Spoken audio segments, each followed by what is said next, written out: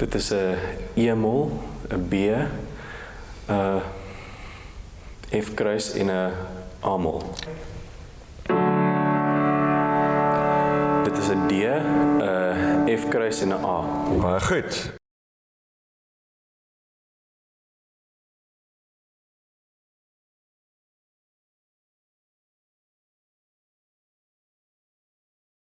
Tans word dit in die diagnostiese en statistiese handboek vir mental disorders beskryf as 'n disorder. Persone wat 'n matige vlak of 'n geringe vlak van autisme spektrumversteuring het, kom hulle net vir ons vreemd voor. So. Maar die punt is dat ons kennis van hierdie tipe versteurings nog nie sodanig geïntegreer is dat ons altyd die biologiese onderbou daarvan ten volle het nie. Of mens kry dat 'n persoon homself heeltemal sal onttrek. Hulle kom net as baie introverties voor, wil nie graag met ander mense gesels nie, bietjie eenkant op hulle eie. Ek dink hierdie is 'n vraag wat nog nie baie duidelik beantwoord is oor 'n veld soos outisme, oor wat die rol van die onderliggende neurologiese strukture is in die funksionering van 'n persoon met outisme nie. Die rede wat meeste mense my spot of net nie van my hou nie, is omdat hulle kan sien dat ek anders is.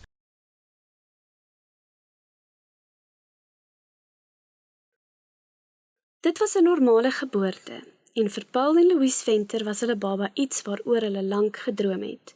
Frans Venter is op 28 Januarie 1994 in Tsenin in Limpopo gebore. Met die rooi hare. Ja, toe ons 'n familiegeskiedenis begin delf, toe kom ons agter, my ouma, wat ek het haar geken met grys hare. En my ma wat hier is, se ma, my ouma. Ja, die twee oumas het rooi hare. Bloed en rooi hare. Maar ons het dit glad nie verwag nie. Klein baba Fransie het in alle opsigte as normaal voorgekom, maar die Venters het iets vermoed toe die klein ding begin praat het. Ek het nie regtig gedink hy bekeer iets nie. Ek het maar net gedink hy's bietjie anders. Hy het altyd na homself verwys in die derde persoon. En hy het dinge gestel, amper in 'n vraagstelling. Jy weet, as hy vir jou wil gevra het vir 'n glas water, dan sal hy vir jou sê, wil jy water hê?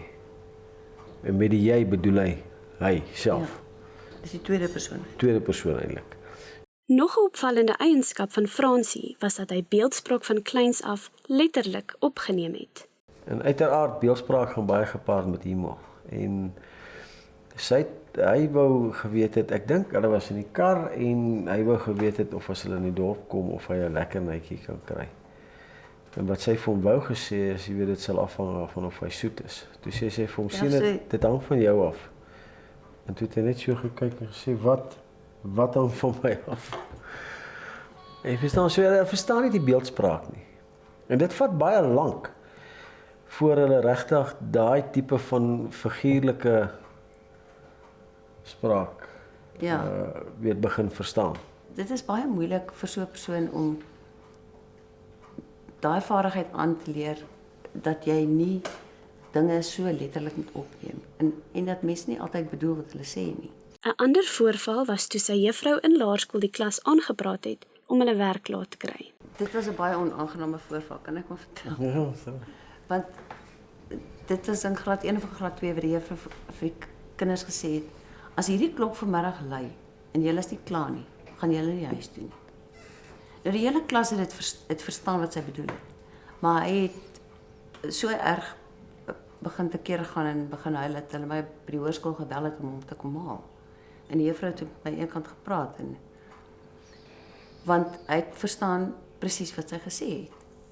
As jou werk nie klaar is nie, gaan jy nie huis toe nie. En sy werk is nie klaar nie, so hy gaan nooit weer huis toe nie. Wat die juffrou eintlik moes gesê het is, voordat jy nie klaar is nie, gaan jy nie huis toe nie. Dan sou dit hom nie ontstel het nie, want dit is die regte bewoording.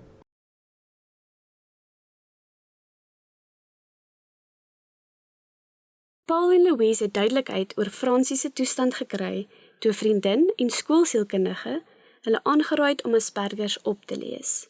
Sy is die ene wat vir ons gesê het, gaan lees dit 'n bietjie op oor Asperger voor jy enige verdere besluite neem. En toe ons begin oplees daaroor, toe kom ons agter, okay, hier is definitief iets in die gang. Die volgende stap was om die bekende pediatriese neuroloog Dr. Michael Lippert te raadpleeg. Op 5 of 6 het ons hom by Lippert gehad, by Dr. Lippert. En hy het hom sommer binne die eerste 5 minute het hy gesê dit is klassieke Asperger. Dit was nie vir my soos 'n doodstyding nie, omdat ons toe al reeds vir 'n geruime tyd met hom gewerk het, soos wat 'n mens verkieslik sou werk met 'n Asperger. Toe hy nou vir my sê dit is hy het dit waarskynlik nou van my gekry. Was dit aan die een kant vir my ontstellend, maar aan die ander kant het dit vir my baie dinge verklaar uit my eie kinderdae en volwasse lewe. Die feit dat Louise ook Asperger-syndroom het nie alleen begrip en aanvaarding in die hand gewerk nie, maar ook die hantering van die situasie vergemaklik. Die ding met autisme soos met enige ander toestand is dat dit in wisselende grade voorkom.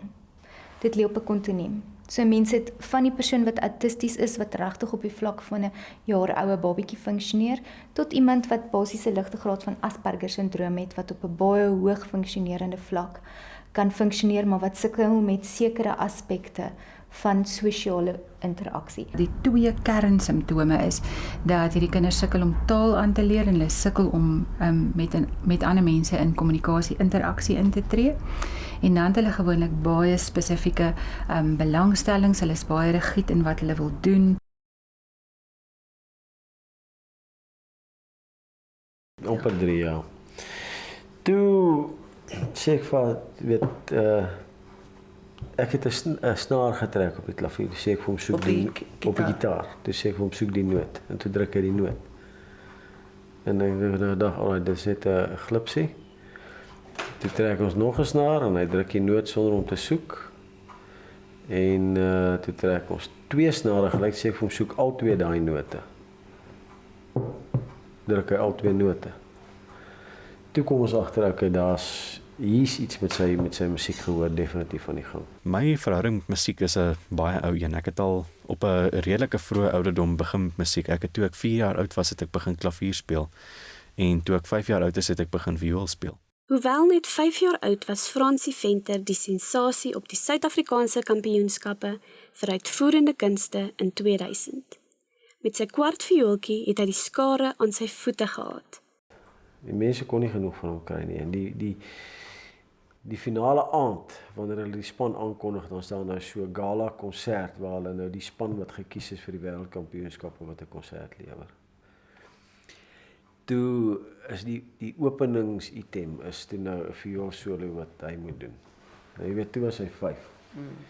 Maar ek weet nie wie was die meeste opgestres, ek of sy nie. Want ons weet nie wat gaan die kind doen as hy daar op baie verhoog uitstap met hierdie. Ek dink daar was 5000 mense. Dit is in Johannesburg. Ja. En dit is donker en dit is net die kollig. En hier kom hierdie 5-jarige mannetjie met die kwartviooltjie uitstap. Maar ons het gedag hy gaan heeltemal, jy weet. Ons het nie weet wat om te verwag. En hy het uitgestap tot so by die mikrofoon. Hy het so op die mikrofoon getik en hy hoor die mikrofoon is aan. En hy kom so nader en hy kyk so, hy sê, "Hallo?" En toe kruip die hele saal. Ondanks al die lofprysinge en Fransie se seleksie om Suid-Afrika in Amerika te gaan verteenwoordig, het sy ouers besluit om hom nie so jonk daaraan bloot te stel nie. Toe kies hulle hom vir die Suid-Afrikaanse span vir die wêreldkampioenskappe, maar toe sê ons nee. Stop die lorry net daar. Daar's nie 'n manier wat ons hom alleen saam met 'n vreemde groep mense oor see stuur. En hy's 5 jaar oud. Hy's 5 jaar oud. En dis nou hierdie snaaksigheid, hierdie kleuter wat goed viool speel. Gaan nie werk nie. En ons het ook besluit, weet jy wat, so 'n produk verkoop. dit gaan nie 'n kwessie raak van 7 ure 'n dag klavier en viool en geen kind wees en maatjies en skool en sulke goed nie.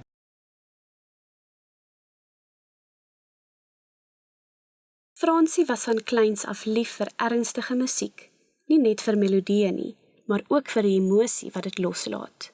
Ons was dorp toe gewees en ek het 'n nuwe CD gekoop van Pavarotti. Ons is albei baie lief vir klassieke musiek.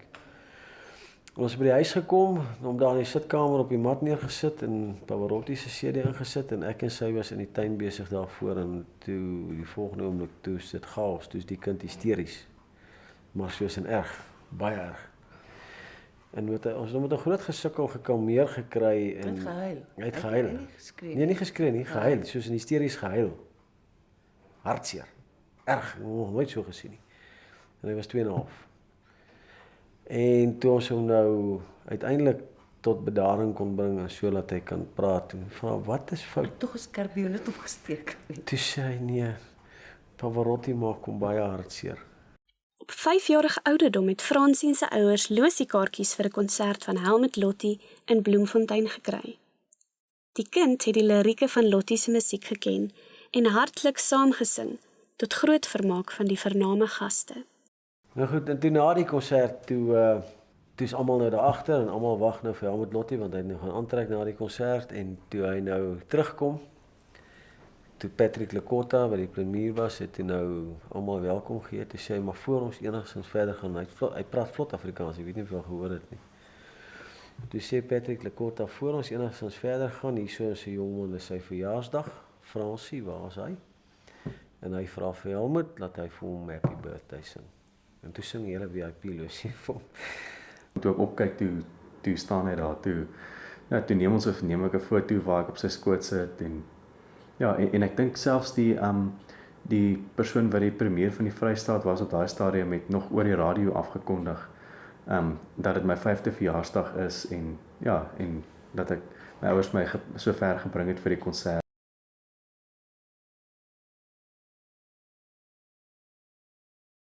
As 'n mens nou hier by die hoogfunksionerende deel kyk, dan is die aspek waarmee mense met autisme en Asperger die meeste sukkel, sosiale interaksie. Wat ek gewoonlik kon agterkom is byvoorbeeld in die begin toe ek in die skool ingekom het. Toe was almal redelik hulle was ordentlik met my gewees. Maar ek dink dit is net omdat hulle nie geweet het hoe ek regtig is nie en ek het wel, as mens my net sien, dan lyk ek redelik normaal. Mens kan nie fisies sien dat ek anders is totdat ek begin praat nie. Ag, ek dink hy was graad 2. Sy vreeslik van een meisietjie gehou. En van die ander dogtertjies roep hom toe en sê die dogtertjie stuur vir hom 'n lekker goedjie, 'n sweetie. En toe hy dit oopmaak en dit in sy mond sit, toe het hulle dit vol sand gemaak.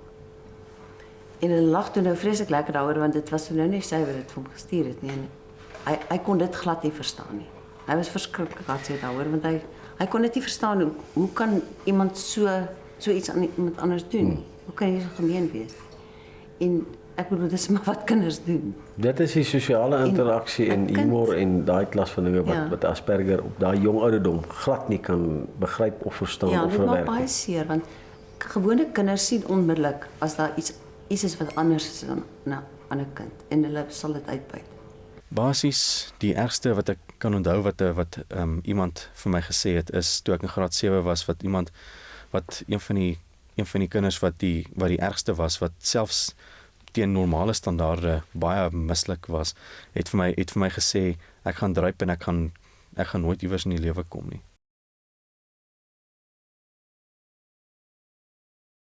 Ja, en dan net om te verstaan hoe Asperger dinge beleef. En weer eens, ek wil amper sê onregverdige voordeel is dat sy is ook ene en sy weet hoe hy dinge beleef.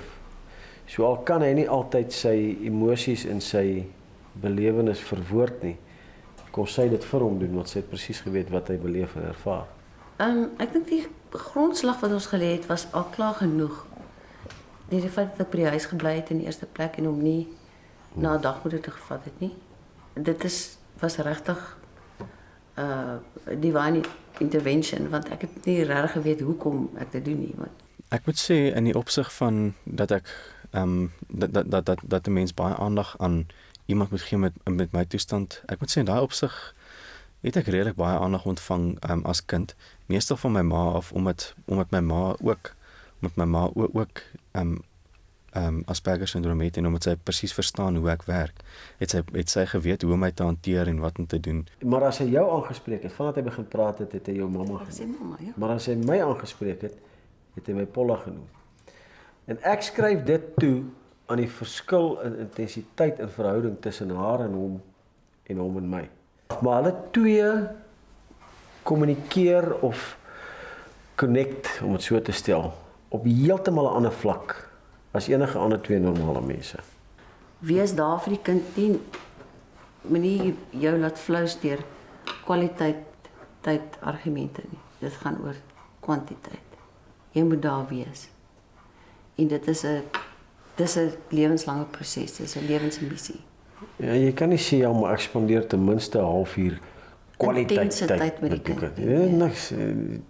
Spandeer liewer 8 ure minder intense tyd met die kind. Ja. Jy Maar moet daar dat jy wees, met jy die moet sy kind is. geborgenheid wees. Jy moet sy instrument wees waardeur hy leer hoe Jy om is die die kussing lewe te- tussen daai kind, die buffer tussen daai kind en die brede werklikheid.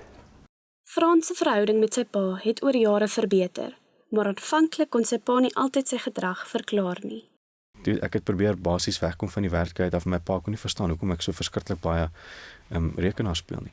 Want dit is ook een van die aspekte van my toestand is dat dat ons as ons belangstel in iets, dan word daai belangstelling 'n groot deel van ons lewe.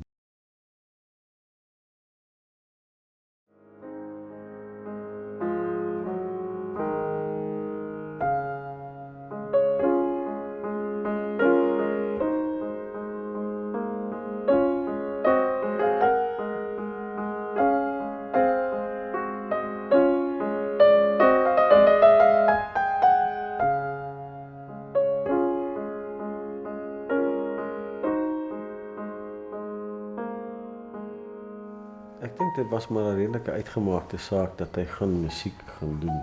Ja. En dit is maar sy begaafdheid en van kleintyd af sy voorliefde gewees. Hy het na die open dag toe gegaan van die pikke, toe hy graad 11 was. En toe hulle daar kom, toe staan die koorsoldaat en die spiraaltrap op en hy sing. En hy het saam met my sussie gery, want sy het haar kinders ook gevat.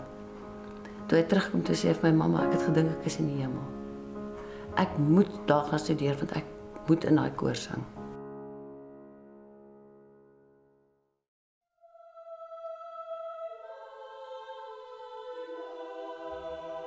Ek het Frans vir die eerste keer ontmoet toe hy gekom het vir 'n kooraudisie in 2015.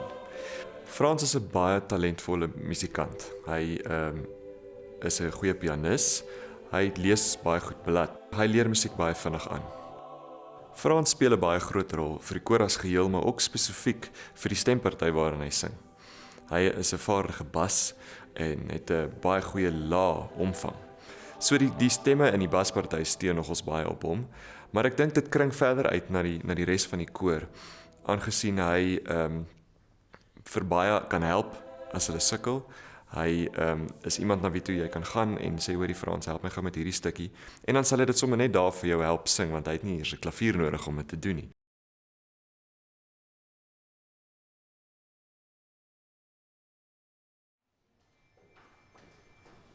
Frans is een van die min wat perfekte gehoor het. Dit beteken dat hy note reg hoor en dit sonder enige hulpmiddels kan sing. Okay, gaan jy dit kan analiseer? Vir my asseblief die volgende note identifiseer. Ek gaan hulle speel, dan sê jy vir my watter noot dit is. Dis 'n F kruis. Mooi. En die volgende ene? Dit is 'n bemol. Okay, lekker. Sê vir ons net 'n gewone F sing. En nou 'n B. Baie goed. En nou sommer net 'n G. Asai, baie lekker. Ek gaan 'n akkoord speel en dan sal jy vir my die note in die akkoord identifiseer en dan ook vir my sê wat se akkoord dit is. Goed, hier kom hy. Dit is die note in die akkoord is 'n F, 'n A en 'n C en dit is 'n gewone Meyer akkoord in grondposisie. Mooi, baie mooi. En die volgende akkoord asseblief.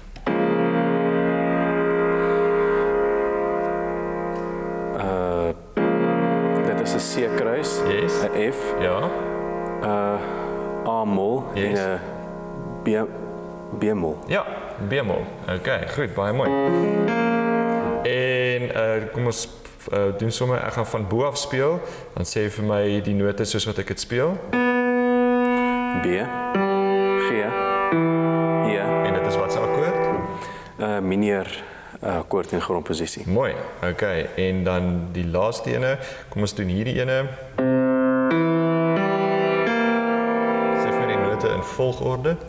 Dis 'n C, 'n E, 'n G en 'n bemol. Baie mooi. En kom ons doen sommer 'n laaste ene waar jy vir my die volgende note, ek gaan so 5 note speel. Vir my hulle onthou en dan vir my terug sê in volgorde. Okay.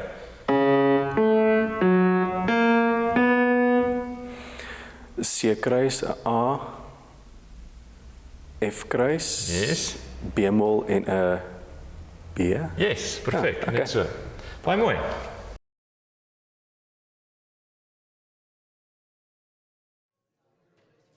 Koorlede het Frans aanvanklik as anders en teruggetrokke ervaar, maar hy het mettertyd ingeskakel en meer as net 'n koorlid geword. As Frans nou bedank uit die koor uit, verloor ons 'n vriend, want hy doen moeite om by almal uit te kom en ons verloor daai stukkie mens wees wat moeite doen en dit gaan die balans uitgooi van die koor. Hy's nie jou average Joe nie. Hy's 'n persentasie van wat die mensdom eintlik is. Hy is so uniek dat ek dink enige iemand wat met hom te doen sal kry sal dadelik lief word vir hom. Hy's 'n wonderlike mens. Frans is talentvol. Hy het regtig 'n talent, 'n godgegewe talent en hy woeker daarmee. Wat Frans vir die koor beteken is 'n inspirasie vir elkeen van ons om nie terug te staan oor enige beperking wat jy het in jou lewe nie, maar om net te wees wie jy is en kan wees en sodoende uit te styg bo jou potensiaal. As ek dink aan die persone wat groot roem bereik het wat Asperger het, kan ek definitief die eienskappe daarvan by Frans sien. Die vermoë om op een ding te fokus en daarin te groei en goed te word. Om so op een ding gefokus te wees, is uniek aan Frans. Dis iets wat ons almal het nie. As ek aan een ding dink, dan dink ek baie vinnig weer aan iets anders en dan gaan my gedagtes op 'n ander plek. Maar Frans doen nie. En dit is iets wat ek dink mense nodig het om spesifiek groot hoogtes te bereik in 'n spesifieke ding. En ek kan definitief daai eienskappe in Frans sien en ek sou dink dat dit moontlik is. Hy sal baie keer by my kom vir 'n optrede of selfs net wanneer ons by die kooroefening aankom en ek moet oopsluit en dan kom gee my so 'n drukkie en dan sê hy, Yvette, ek wil maar net vir jou gesê het, baie dankie, jy's regtig die beste voorsitter ooit.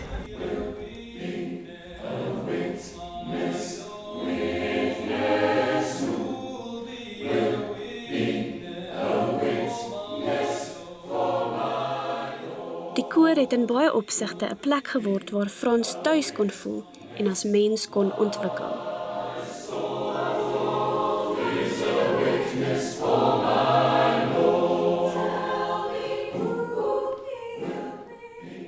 Dis vir moontlik om hierdie goed aan te leer. En as jy in 'n omgewing is waar mense jou ondersteun, as jy voel dat jy vaardighede het wat jy kan bydra, of dalk spesiale talente of belangstellings wat ondersteun word deur die mense saam met wie jy elke dag of dan in 'n spesifieke situasie verkeer, maak dit vir hulle moontlik om daardie sosiale reëls aan te leer.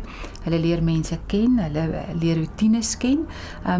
Ja, en dit maak dit vir hulle makliker. Hy's baie meer spontaan. Ja, baie meer. Hy's baie minder depressief. Dit is vir hom regtig, dit het hom sosiaal meer vaardig gemaak.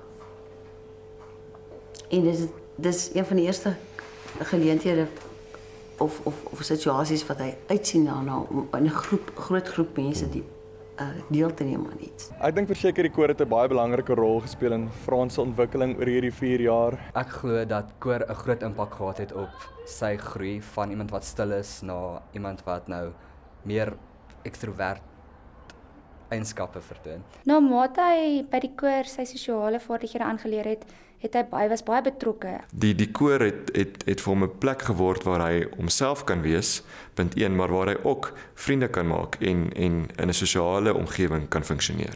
Ek dink die koor het vir hom 'n platform gebied en vir hom 'n platform gegee hoe om gemaklik met die mense te gesels, want niemand het so hom afgeskryf as hy met hom gesels of so nie. Frans het sosiale optrede aangeleer, maar ook hy kon aanpas by verskillende sosiale omstandighede. Mens kon sien van die skaam teruggetrokke mens wat in die begin was, het hy gegroei en geleer om tussen met verskillende mense, met verskillende persoonlikheidssoorte mee te werk en ook oor die weg te kom met verskeie mense met hulle verskillende dinge.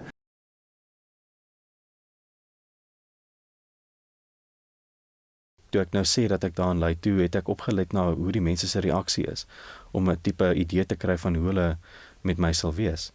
En en omtrent die hele koor het baie goed gereageer daarop. En ek kon sien hulle doen moeite om my goed te hanteer en dit was my baie goed. Dit is ook een van die hoofredes hoekom ek vandag 'n baie meer ek weet nie wat die woord is nie, soos wat hulle sê, 'n baie meer outgoing persoon is. Dit is hoekom ek meer bietjie meer sosiaal is deesdae en bietjie uit my dop uitgeklim het, omdat ek agtergekom het dat dit het my baie vrygemaak op 'n manier, soos ek is glad nie meer gepla oor wat mense van my dink nie. As mense agterkom ek is anders, nou dan kan hulle maar daarmee maak wat hulle wil. Terwyl mense met Aspergers normaalweg nie 'n sin vir humor het nie, het Frans binne die kooropset ook tot 'n grapmaker ontwikkel. Ek en hy is altyd mal oor rekenaarspeletjies. Internet speletjies, enige iets, LOL, CS:GO, you name it, ons speel dit. Is iets waaroor ek en hy baie gemeen het. En ons humor is it's an acquired taste. Nie meeste mense vang ons humor nie, want jy moet partykeer so 1 of 2 sekondes dink oor wat die grapie eintlik bedoel, maar vir ek en hy is dit al so tweede natuur, want ons ken mekaar al redelik goed, so ons weet waar mekaar se koppe en mekaar se humor lê baie van die kere. Enigiets oor die lewe. Ons altyd glo die lewe is te ernstig om nie te lag nie. So hoe meer grappies ons vir mekaar stuur en hoe meer kere ons lag, hoe beter. En hy het my verlede jaar toe nooi my uit na sy plaas toe en ek sê toe, "Ja nee, ek sal met plesier daar wees." En ons kuier toe daarso vir 'n hele week sy familie ontmoet. Van daar so af het ek geweet, jy weet, hierdie is 'n beste pel vir lewe.